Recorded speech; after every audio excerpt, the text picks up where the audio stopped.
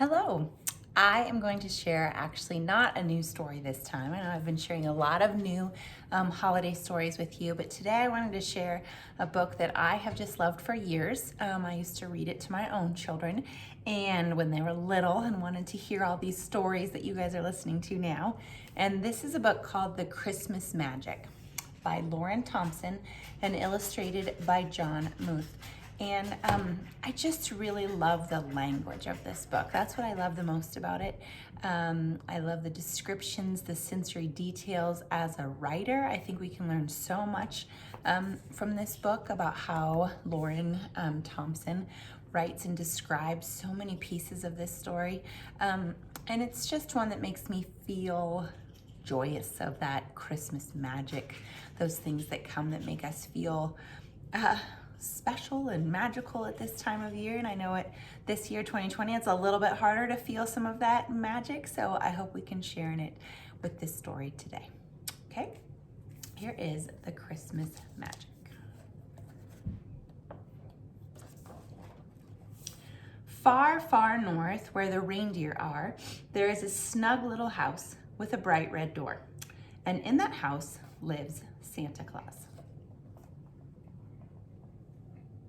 That is very different than how we typically see Santa's North Pole being drawn or described, a snug little house.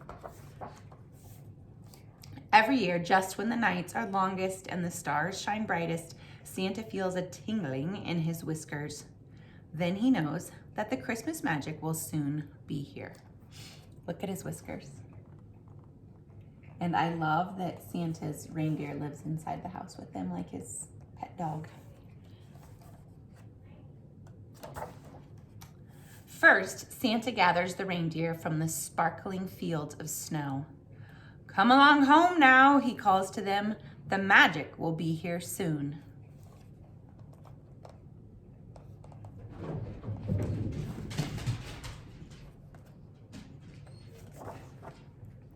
In the cozy barn, Santa brushes the burrs from the reindeer's shaggy coats and treats them to parsnips and berries.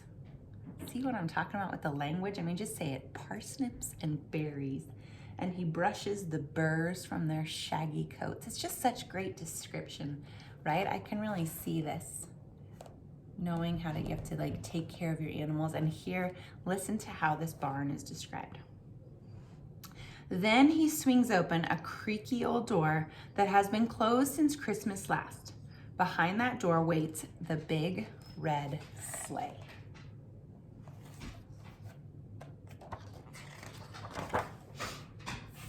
Santa rubs its rounded sides and the sleigh softly gleams. It's so interesting to me that in this story there's no elves.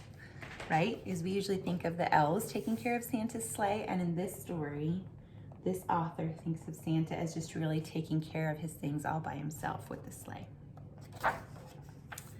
Then Santa lifts the harness from its hook and polishes the bells until they jingle together brightly.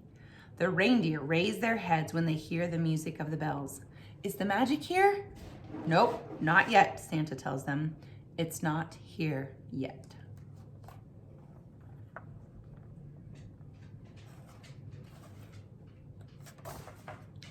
Inside his snug little house, Santa oils his old black boots with care. He darns the holes in his thickest wool socks. He combs his curly white beard and gives his mustache a trim. See, he could have just said he sews his socks, but instead the author wrote, he darns the holes.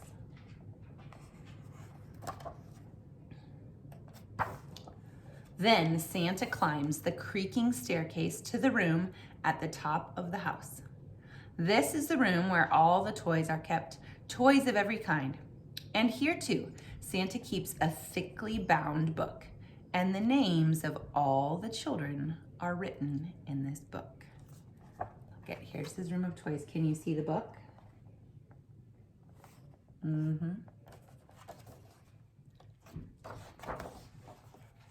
Santa runs his fingertip down the crinkling pages, One by one, he reads each child's name aloud and smiles. For Santa loves them all, and he knows what each child at heart wants the most.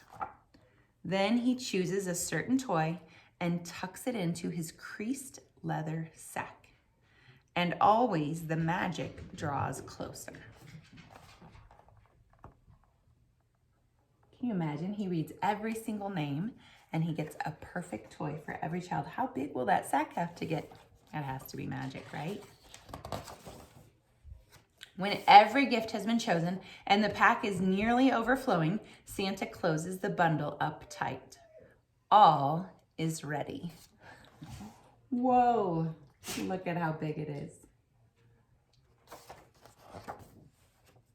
Then, this deep winter's night, the stars begin to shine more brightly than ever. They fill the dark night with their flaming light.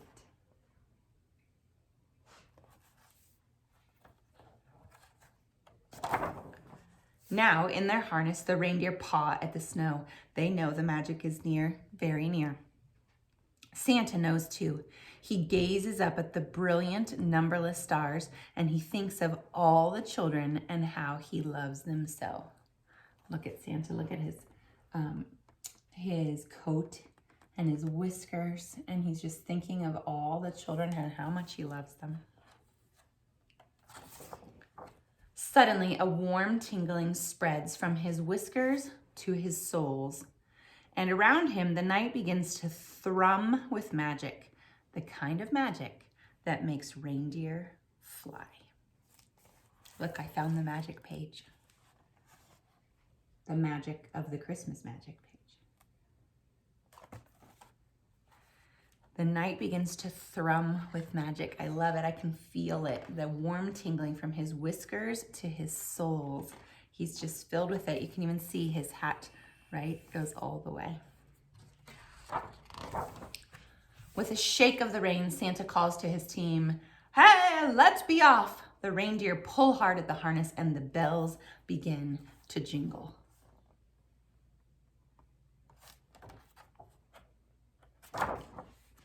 Soon the sleigh is speeding across the snow, and all at once Santa and the reindeer are climbing steeply through the air. Santa sees his little house glowing far below. The stars light the way above.